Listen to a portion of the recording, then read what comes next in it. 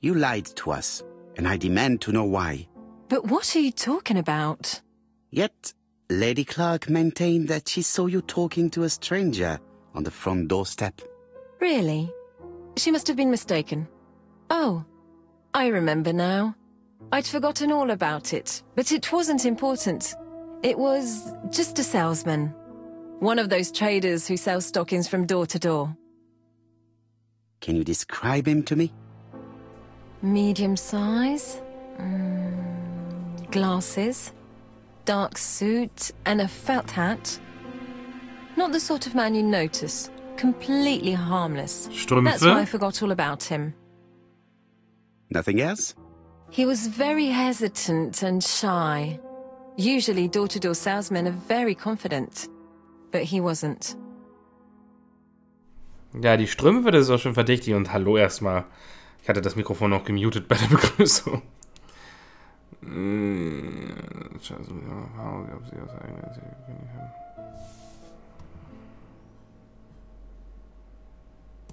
You also forgot to tell me that you had been fired. You never asked me. It was Franklin who led you to believe that I left voluntarily. He's more chivalrous than you. I don't wish to lie. Lady Clark did not appreciate my presence. Ich weiß. And Franklin could not go against the wishes of a sick lady. He is a good man, and he worries a great deal about his sister-in-law. I noticed that you left some personal belongings behind at Churston.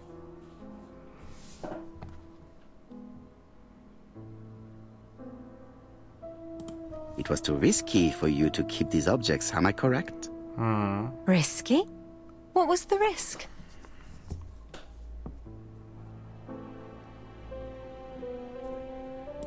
You know very well what Lady Clark might have said if you had kept these objects. Indeed. These objects were gifts. But Lady Clark would have been convinced that I'd stolen them. By returning them, I put an end to such evil gossip. Bien. I must ask you one last question. Please reply frankly with either yes or no. If Lady Clark had died, would you have agreed to marry Sir Carmichael if he'd asked you? How dare you ask such a question? Sir Carmichael treated me just like his daughter. And all that I ever felt him was affection and gratitude, nothing else. Thank you, mademoiselle. I will not keep you any longer.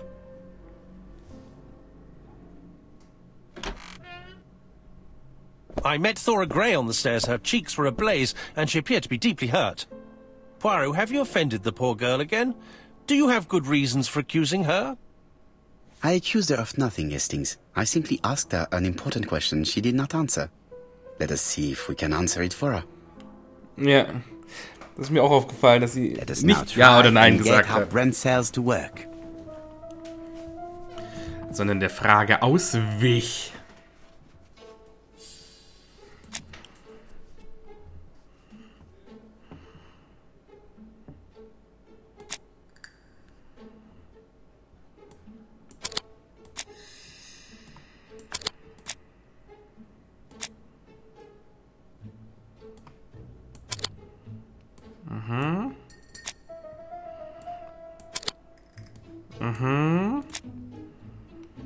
Sir Carmichael von Thor charmant.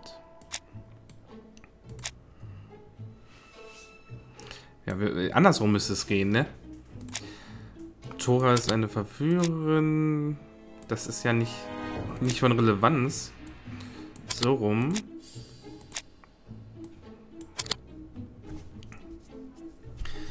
Nicht.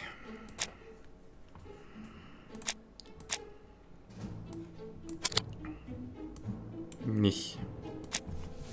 Hätte Thora Sir Michael, wenn er noch leben würde. Wir können ja auch in die andere Richtung gehen und sagen,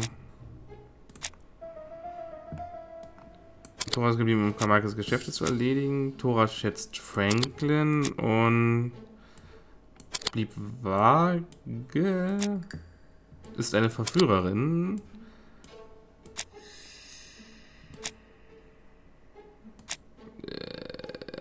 Nicht.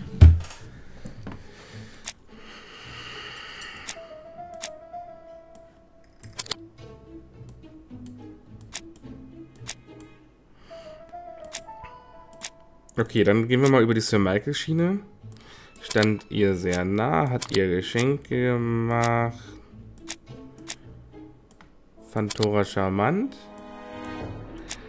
Nicht. Okay, sie ist eine Verführerin.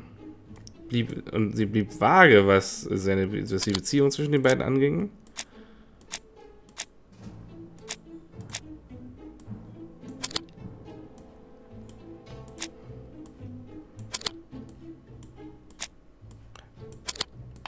Okay, jetzt bin ich langsam verwirrt, was er von mir hören will. Also diese Kombination kann es nicht sein. Da habe ich jetzt alles ausprobiert.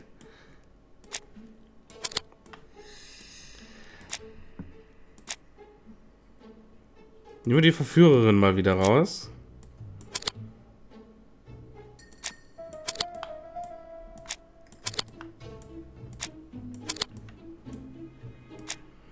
Ja, jetzt nur noch probieren, weil irgendwie verstehe ich jetzt nicht,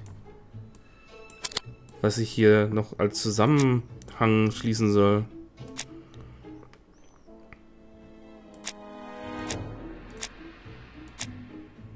Also eigentlich hätte ich ja das mit der Verführerin drin behalten.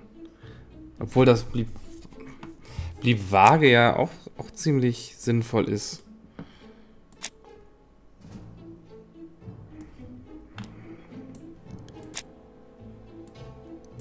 Vielleicht noch die Brosche.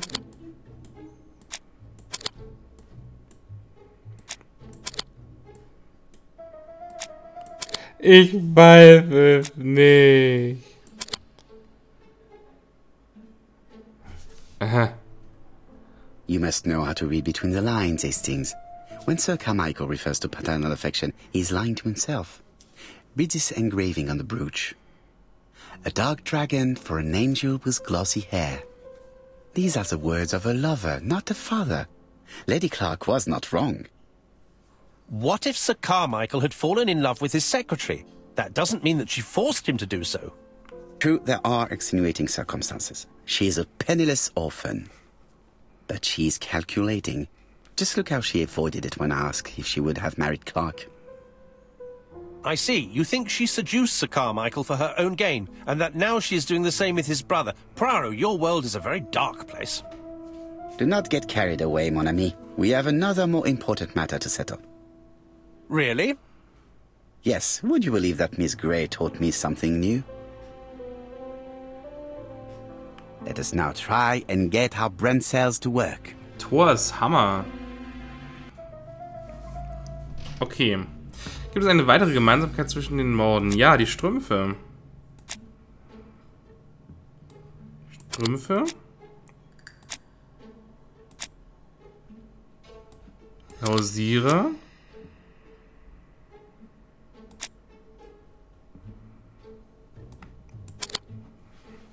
Vor jedem Mord hat das Opfer oder jemand in seinem Umfeld Strümpfe gekauft. It's perfectly clear, Hastings. Perfectly clear. Indeed, a stocking seller visited Andover, Bexhill and Churston on the day of each murder. We have our suspect. This should be of interest to Job.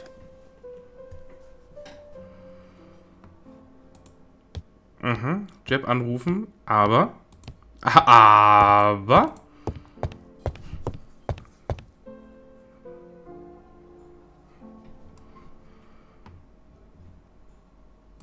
Ganz wichtig. Ganz wichtig.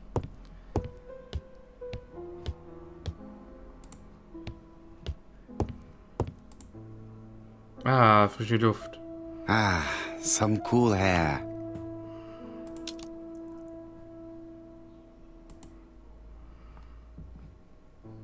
If someone has tried to get rid of these documents, they may be important. Ja, okay. Dann halt zuerst... Wir rufen jetzt zuerst an. Und dann gucken wir mal wegen Chief den Inspector, Dokumenten. we are looking for a stocking salesman. I see you have a suspect. Yes. Contact all the stocking wholesalers who may employ him. Your suspect is a salesman? No, he does not take orders. He sells door to door. Right. The hunt is on.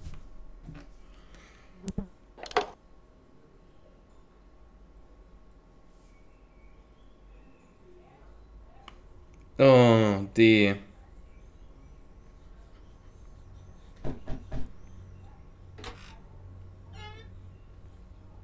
Are you leaving, Mr. Cust? Yes, I'm going to Cheltenham. You shouldn't travel today. You don't look very well. I have to. I have engagements. I must respect them.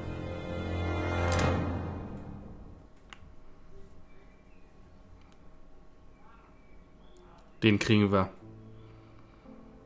Can you get the post, Hastings? And why don't you go and get it yourself? Très bien. What's going on? I've never known Hastings to be so disagreeable.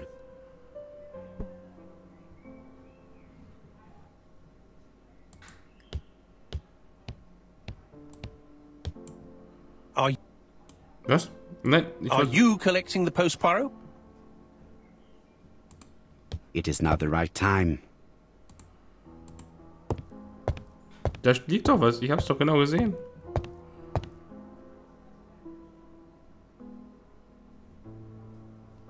Ah, bestimmt wegen dem Kugelschreiber.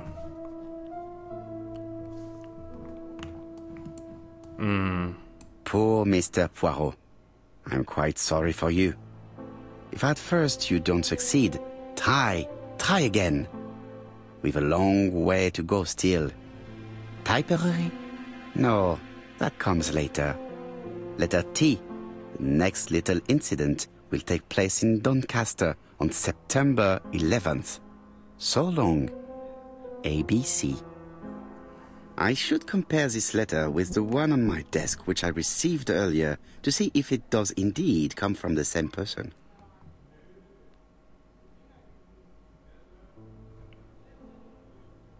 Neues Ziel, den Brief untersuchen. It is not the right time. Ja, okay. Er sieht also nicht zufrieden aus, der gute Hastings, ja? Also, irgendwas stimmt doch da nicht. Na, lasst uns erstmal den Brief untersuchen. A.B.C. Wir haben ja auch unsere üblichen Verdächtigen. Das I habe ich schon gesehen. Let us examine this more closely. Certain characters in the two letters may have similar defects. Das A. Yes, the A... Right. Ja, ja. That's right. The A characters... Kennen wir ja I inzwischen have to schon. find some... Ja, das kennen wir ja inzwischen schon. Nehmen wieder das I. Yes, this I is weird. Right. Let us come... Yes. The I characters in the two letters do indeed have the same defects. Und I wir have nehmen... to find Ja, some... ja. Den Text kennen wir ja inzwischen. The W is not printed properly. Right. Ja, ja. Lass mich doch einfach machen. Ohne viel Palaver. Of course, the W characters in the two letters do indeed have the same defects. My theory was right. These two letters were written with the same typewriter. Hastings, he strikes tomorrow. Der Brieföffner in Gold. Chief Inspector Japp? He's on another line. Can I take a message? Yes, please, mademoiselle. It is from Hercule Poirot. Tell him A.B.C. strikes tomorrow in Doncaster. He must call me back. Very well, sir. Bien, now I'm going to see what I can find from these burnt documents. Ja. I've received the product I need. Hastings, if you do not mind, I would like you to take a few notes. Yes, yes.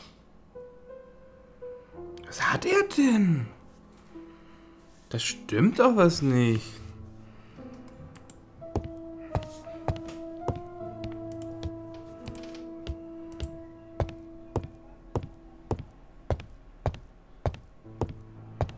So, how are you getting on?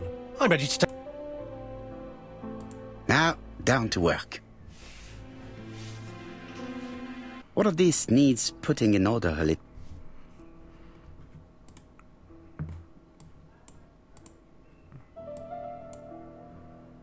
Das?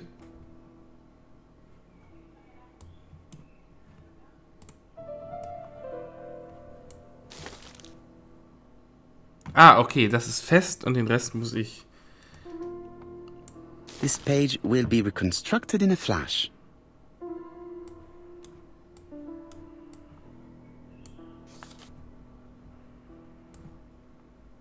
This page is child's play. Ja, ein Kinderspiel. This page is finished. That's done. 3 more to go. Fangen wir doch einfach bei der Ob an. Da haben wir hier... Hier... Hier... It's so simple. Ja, ist es. Und hier. This page is finished. And that's 2 done. It's easier than I thought.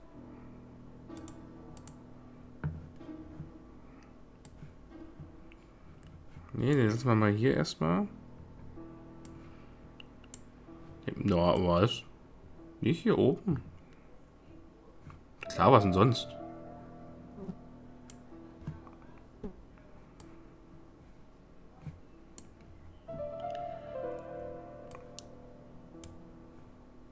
So, auf alle Fälle hier. Genau. Dann dazwischen das hier. I think that this is right. Dann das hier, hier unten, dann doch da oben. This Warum hat page das is dann nicht gemacht beim finished. ersten Mal? Only 1 more. Keep going. Unerhört. Das sieht ein wenig so aus, als würde das hier hingehören. Dann das hier unten. Dann hier oben. I think an der that this is Seite. right. Und das in der Mitte. This page is finished. All the pages are reconstructed.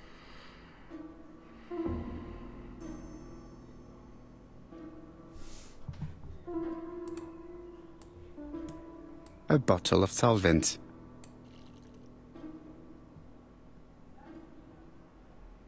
The cloth is now soaked with solvent.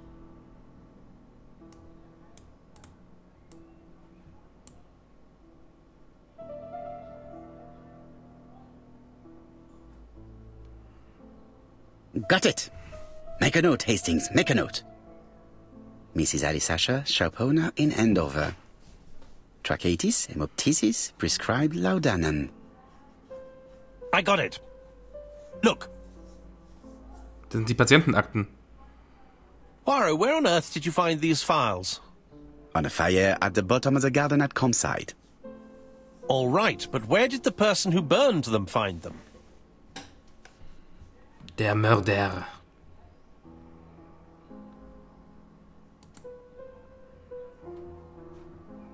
Alice Asher, shopkeeper in Andover. Tracheitis, hemoptysis, chronic cough with loss of blood. Prescribed laudanum-based cough medicine. Betty Barnard, waitress in Bexhill. Chronic bronchitis causing dysphonia. Advised to stop smoking. Alexander Bonaparte Cust. While wounded, mustard gas and head trauma. Pulmonary emphysema. Hemoptysis. Coughing fits with blood. Suffers from absences and amnesia. Dick Dudley Dunbar, owner of the Black Swan Hotel in Doncaster. Asthmatic, heart disease, heart condition. Das ist Let us unser now Opfer. try and get our brain cells to work. Dick Doncaster.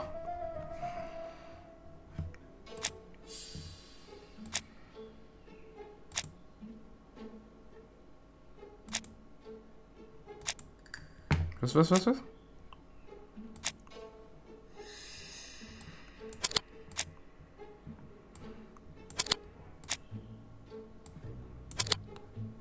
Die Dokumente stammen aus Dr. Clark Patientenakten, ja. The burned documents are medical records and without a doubt they come from Clark's archives. First of all, because all the patients have throat conditions. And secondly, their name starts with either A, B, C, or D, and it is precisely the files that match these letters that have been tampered with. But why burn these files? How come the names of the 2 victims appear on them? And who are the 2 other patients? These are very good questions. Naheliegend. No. Aber hoffentlich ist er noch nicht tot. Ist doch erst. Es ist doch noch gar nicht so weit, oder? Ich hab gar nicht geguckt. Hello, Poirot? Any news, Chief Inspector? You wanted a stocking seller? We have one. Reported by his landlady, who thought he was behaving suspiciously. He has the most unbelievable name.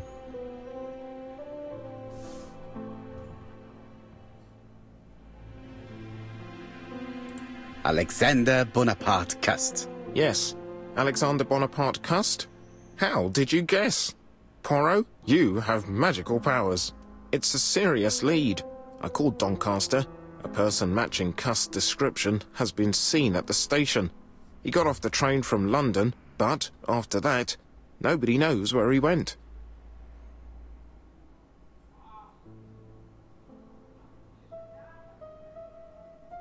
Ganz London durchsuchen.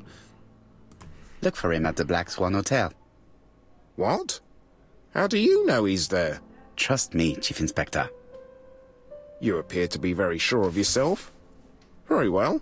I'll call the Black Swan straight away. The owner is going to get a shock when he learns that there's a murderer under his roof.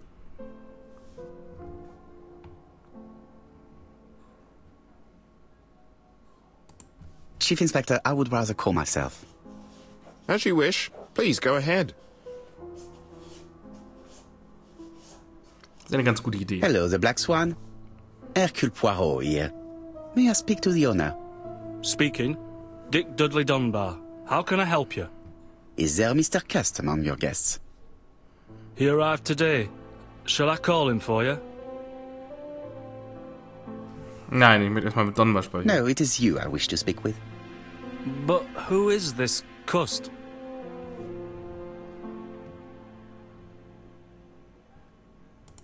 Have you heard about the A.B.C. case? Oh, yes.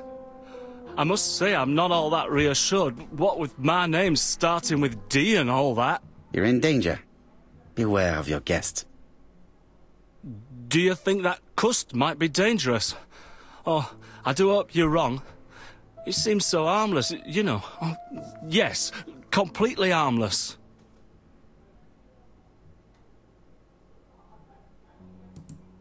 Do not be fooled. He has already killed 3 people and you are next. A murderer? Okay, Under my roof? Good God! Dunbar, can you hear me? Dunbar! Hello? Dunbar has had malaise. Herzbeschwerden. That's all we needed. I'm calling the Doncaster police. I hope they get there quickly. Mist. Hello, Poirot. We have some good news. The police in Doncaster have caught our man at the Black Swan Hotel. They're sending him here by train. How is the hotel owner? Daran hätte er denken sollen. He had a heart attack. He was taken to the hospital. Oh no. It is my fault. When I told him the killer was at his hotel, I should have been more considerate. Ja. Come on, Poirot. You weren't to know he had a Ja, weak heart. doch, hätte ich. But I should have known. I saw his medical records. Do not torture yourself, Poirot. His attack was not fatal thanks to the quick intervention of the ambulance team. Please keep me informed on his progress. You can count on me. I'll do what's needed. I will visit him at his bedside when the... In dem Moment, als ich's gedrückt That's habe. typical of you, Poirot. We should focus on the next part of the investigation in order to avoid other incidents. No, of course. While we're waiting to question Cust, we could search his room in London. Where does he live? The Marbury Guest House? I'll see you there. Yes, but start without me. First of all, I have to sort out a few details for Cust's transfer. I understand. À bientôt. Hastings, we are making good progress. Please go and search the room of our #1 suspect. With pleasure. I did have a dentist appointment, but I'll cancel. The dentist. So that is why you were so nervous and bad-tempered. A visit to the dentist is never an enjoyable prospect. But an unavoidable one. Go to your appointment, Hastings. I will manage on my own.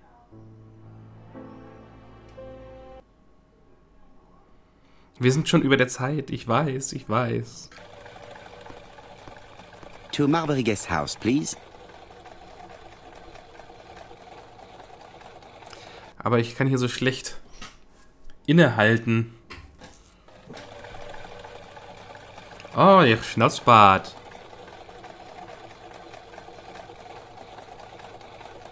Den haben wir jetzt erhalten als Trophäe. Sehr schön.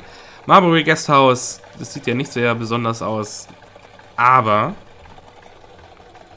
wir können uns hier erstmal umsehen, auch außen. Aber wie gesagt, erst in der nächsten Folge. Ich hoffe, es hat euch gefallen. Lasst ein Like da, lasst einen Kommentar da. Schaut auch mal auf Trail, Facebook und Twitter vorbei. Bis dahin. Ciao.